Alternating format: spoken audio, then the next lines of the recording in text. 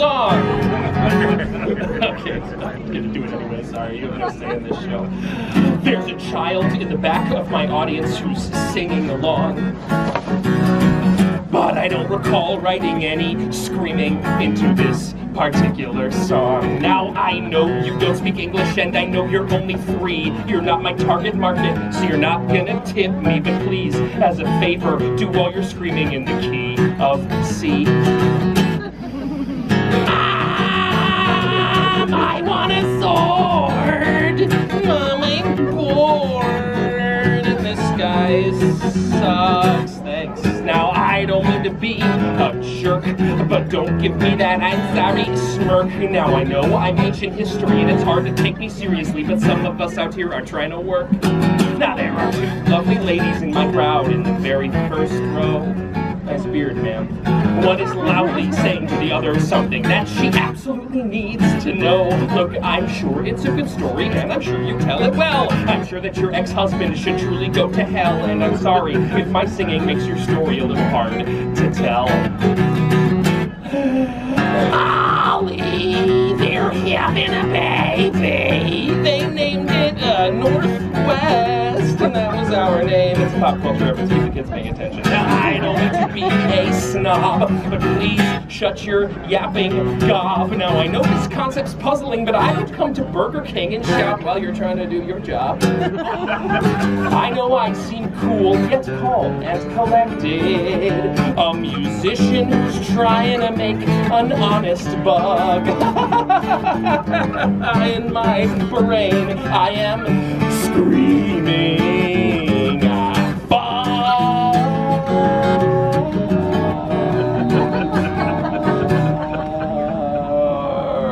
Crying out loud. Oh, the wheels on the bus go round. You don't know why this is funny. Have your parents explain it to you on the drive home, it'll be more fun. Alright, now there's a man to the side of my stage. He's got a beer in his hand. And he's shouting racist jokes and these sexist little comments. Look, I just don't understand. And now I know you think you're funny. Everybody loves a fool. If you tell another good one, all your friends will think you're cool. But your wife, your kids, and my audience just think, you're a tool, whatever. And now you made me really, really mad. And not just because the jokes are very, very, very bad. Getting drunk for my 10:30 show might have worked for you 20 years ago. But now look at your life, you're a freaking dad. So if you want to rant, rave, and curse, or maybe fumble for a phone in your purse. Now I don't really have a limit. I mean, this song could be 10 minutes, therefore you could have your very own specialized and customized verse. Thanks. Clap better.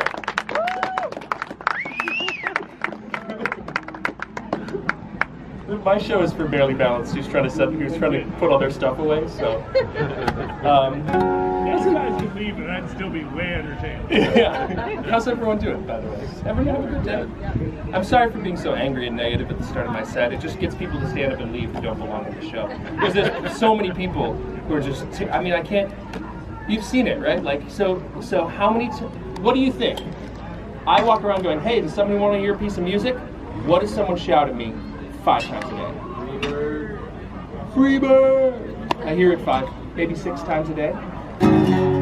Should I leave here upon the morrow? Wouldst thou still recall mine visage? So I don't play Freebird for people, and I wish I could. There was one time where I played it about 4 minutes of it following the guy around the fair site. Just kept going, playing as much as I could in the desperate hopes to get him to repent his evil ways. Did not work, but it was fun for me. What am I going to do? I really have no idea. How many of you think you're nerds? Please raise your hand if you think you're a nerd. Yeah, I know. I mean, you're like, what? So there's a lot of people not raising your hands. I'm going to ask you a question really quick. Where are we? Yes, very good. Congratulations. You're all nerds now. This is a Renaissance fair.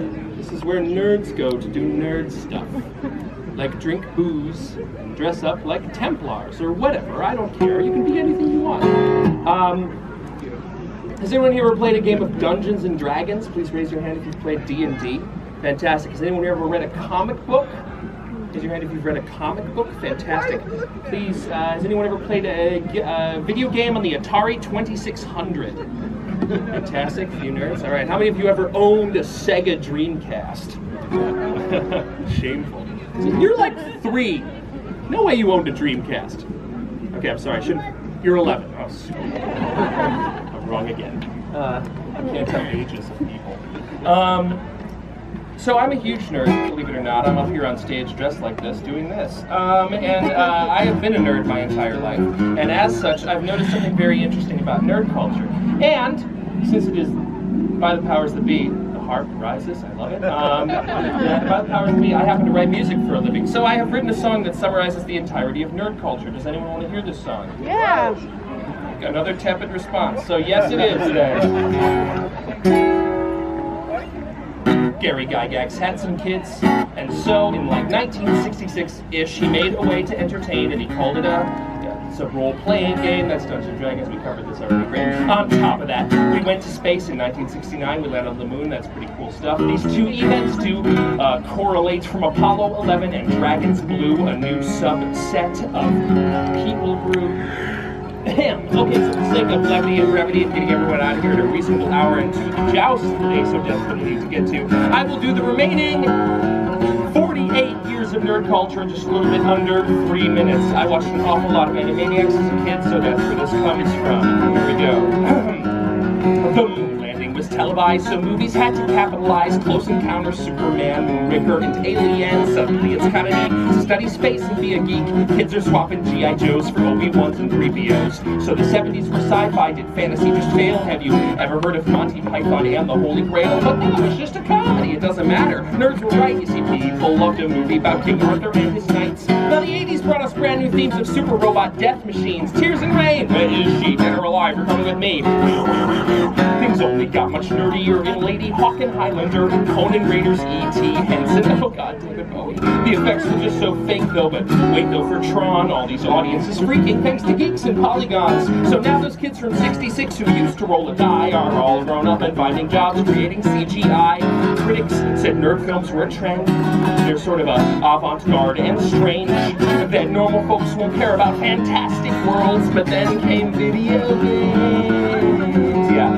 Star Fox brought us pretty flights, Dune brought pretty firefights. What started out as Joust and Pong became Earthbound and Donkey Kong. Filled that crazy fantasy of fully 3D D&D, Elder Scrolls, Planescape, Diablo 1, and Baldur's Gate. Computer prices dropping, means one for every house.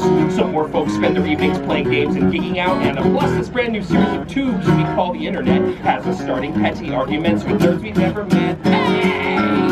Okay, now the 2000s have come along and studios make money on that ever-blurring line between reality and fantasy. So crazy things start happening as the Oscar goes to Return of the King. Now kids who read those books in school are thinking, wait, we're kind of cool. A brand new trend emerges as Sin City hit its mark. These superhero movies that get super freaking dark. Do you see what I'm getting at? Do I need to sing this whole damn thing again? Okay, no, I will blow all of your minds collectively with all of the highest grossing movies since 2010. Electric guitar slide. Transformers, giant robots, and the Avengers, and Age of Ultron. You got the Hobbit trilogy and Guardians of the Galaxy, Harry Potter, Dark Knight Rises. I think now you'll realize Iron Man. Okay, I know. I mean, even Frozen. Let it go. You don't like my show, so that's for you. All these films, you see, they're based on things that us nerds were into first, like literally 30 years ago. We're used to being bullied because our taste is just the worst. We're mocked for liking wizards and space and role-playing online. So I'd like to take this chance to say that we were right the whole damn time.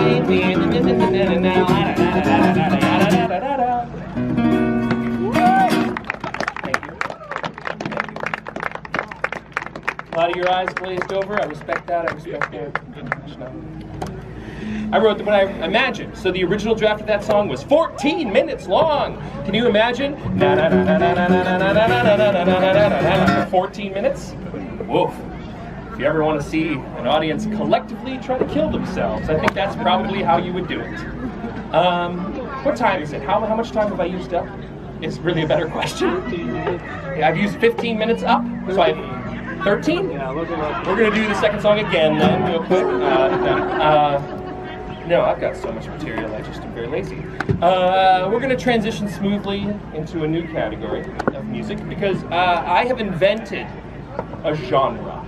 It is not too often a man gets to invent a genre of music, but I have somehow managed to do so. And this particular genre of music is called Pantheon rock. Pantheon rock is a lot like Christian rock, except it contains many more gods.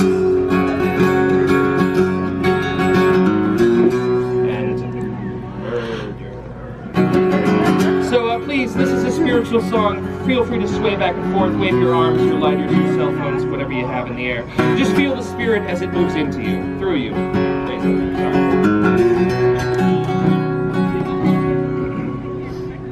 Very good. So good. You light up the dark of the night in the midst of a storm. It's religious rock, you have to sing like it, that's so dramatic. Then you order the sun across the sky to ensure that all of your people are warm. And you sent us a sun just to punch out a hydra. I mean, you didn't so much send him, but it came anyway. I love the way you treat mortals with sort of this passive indifference, and that's why I'll praise you for the rest of my days. And I thank you, Zeus, for not murdering my family. I want to thank you, Zeus, for never sleeping with my wife. And I know you could do it, and I'll let you go through with it because you're one of 370 true gods in my life. Yeah, spiritual.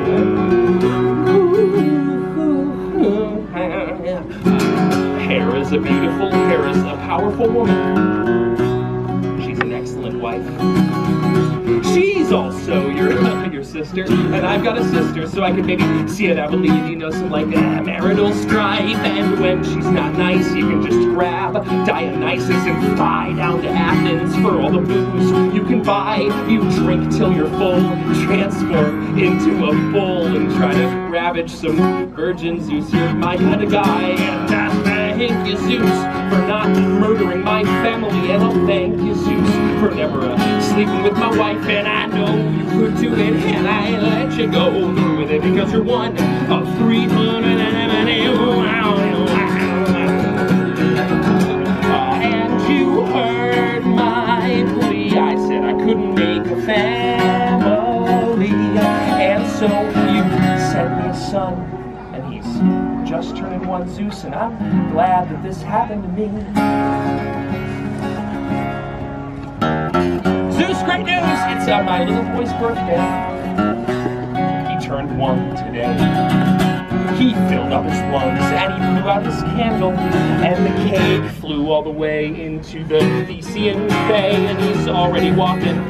He's already talking, and then he picked up my neighbor and threw him into the sun. Now, I'm a pretty strong guy, Zeus. I mean, I'm not trying to imply Zeus, but I was just a little bit curious, and I was wondering if maybe you had transgressed ever so slightly on some of the more specific wishes that I thought I outlined, at least relatively clearly in the chorus of the song. Okay, I want to thank you, Zeus, for not murdering my family, but I'll thank you, Zeus, you know, for sleeping with my wife. And I knew you could do it. I'm super thrilled you went through with it because you're one of 370 true gods. All right, I'm changing keys, and you guys sing. I wanna thank you, Zeus. He did not murder your family. I wanna thank you, Zeus. Slept with your wife once, but it's fine, I guess. And I knew you could do it. I'm super thrilled you went through with it because you're one of 370 true gods. I guess 644 if you count all those weird sort of Roman counterparts. Yes, you're one of 370 true gods in my eyes. I got a riff a little bit. It's very spiritual. Our God is awesome.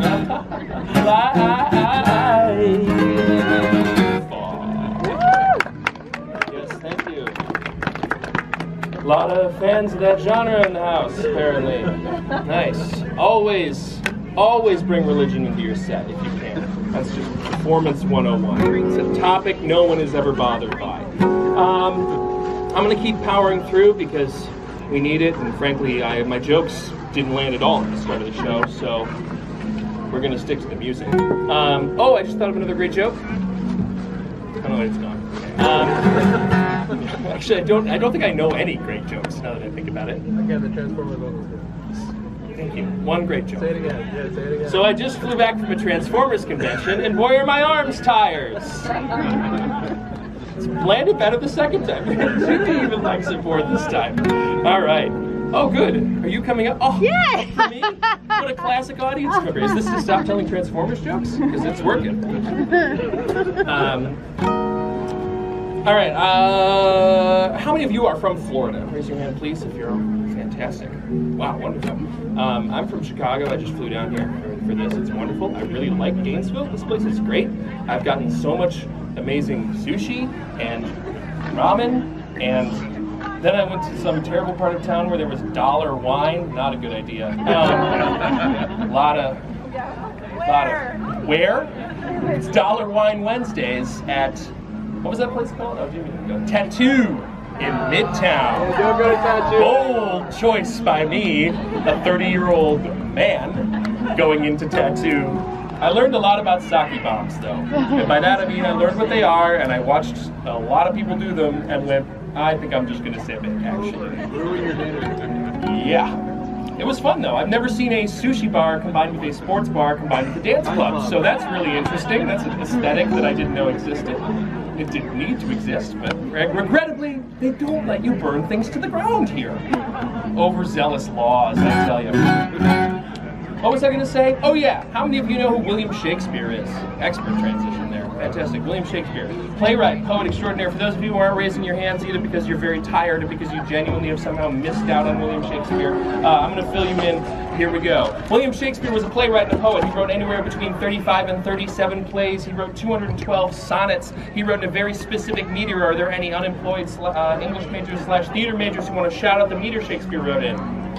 Iambic pentameter. Iambic pentameter, someone says quietly off in the distance. Yes, iambic pentameter is a super fancy way of saying there are 10 syllables per line that alternate between an unstressed and a stressed, thusly. Ba-bap, ba-bap, ba-bap, ba-bap, ba-bap. But soft what light through yonder window breaks, where 'tis the east, Juliet, the sun. To be or not to be, that is the quest. Okay, that one's 11. But the point is, I thought if you took William Shakespeare's interesting, avant-garde meter poetry, and you added sort of a musical undercurrent to it, you could make another new genre of music, which, as you know, I have a penchant for doing. And I call this particular genre of music, it's called rap. So this is rap, and it's about William Shakespeare, and just like everything I do, it's actually a collegiate lecture disguised as a piece of music. Enjoy. I'm gonna write like William Shakespeare, I'm gonna make some rhymes.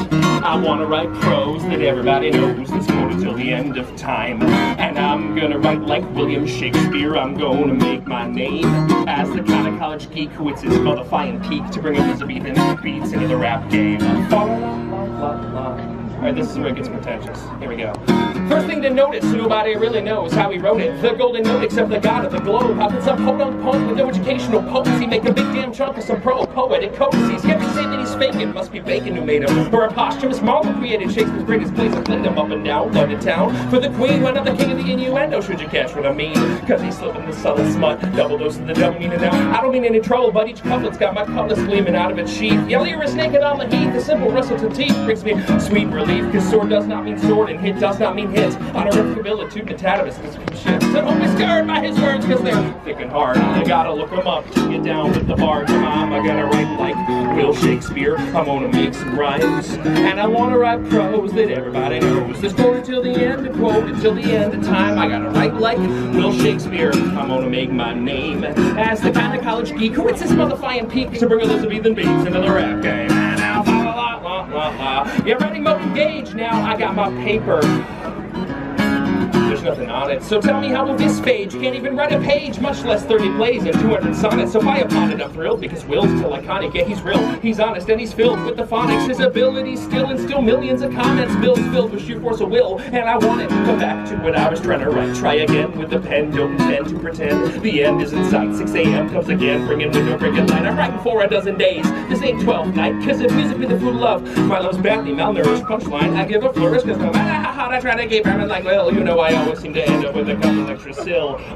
God damn it, I'm gonna write like William Shakespeare. I'm gonna make some rhymes, and I wanna write prose, sick iambic flows. Quote it till the end of quote, till the end of time. I gotta write like Will Shakespeare. I'm gonna make my name as the kind of college geek who hits his motherfucking peak to bring Elizabethan beats into the rap game. Yeah. I wrote that before Hamilton came out, by the way. So I was writing all about historical characters before Hamilton came out. How does your average white guy hailing from southern Wisconsin, dropped in the middle of the Chicago comedy community, make any... Sorry. I had to write 4 parodies of Hamilton this last year. And I've never seen Hamilton nor listened to it, so that was a difficult challenge. How much time do I have left? Probably a lot. It's just why I'm riffing so well. 6 minutes. I have 6 minutes? Great. Can I ask you guys permission for something that is unconventional? I'm going to do one more song because I have that much time left. I do funny music all day. This is like my thing. I do this stuff. It's sticky, it's cool, it's fun. But it would be really cool if I could do something, serious and beautiful. Does anyone want to hear a serious, beautiful song? Yeah? Sure. Yeah. All right, there we go. This is called You're Beautiful by James Blunt. That's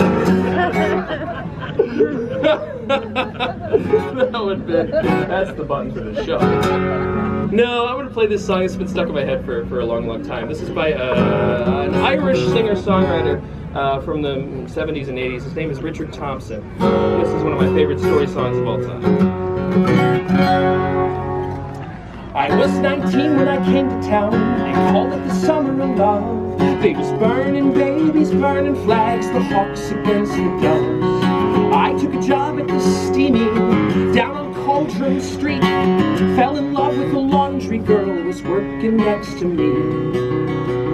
Brown hair zigzagged across her face with a look of half surprise. Like a fox caught in the headlights, there was animal in her eyes.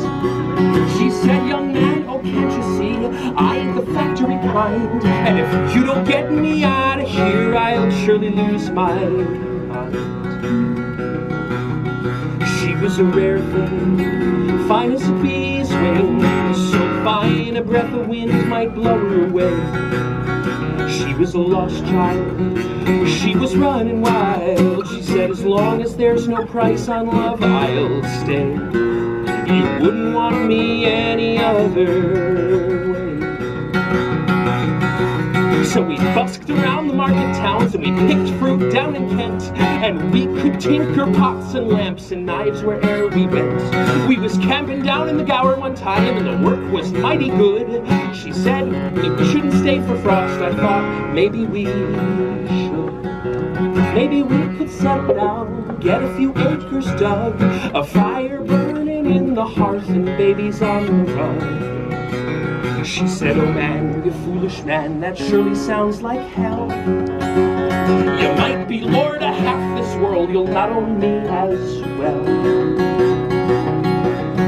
She was a rare thing, as fine as a bee's wing, so fine that I may crush her where she lay. She was a lost child who was running wild. She said, as long as there's no price on love, I'll stay. And you wouldn't want me any other way.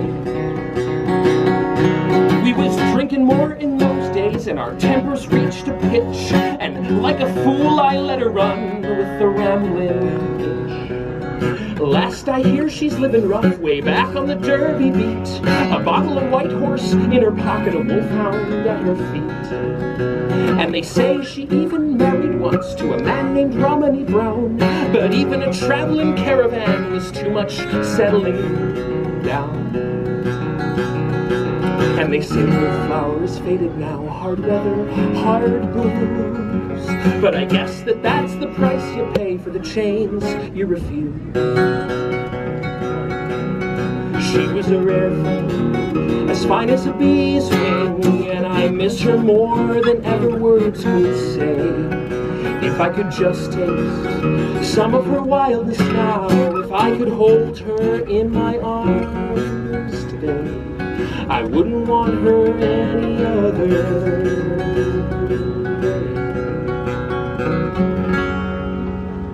That's that. Thank you guys.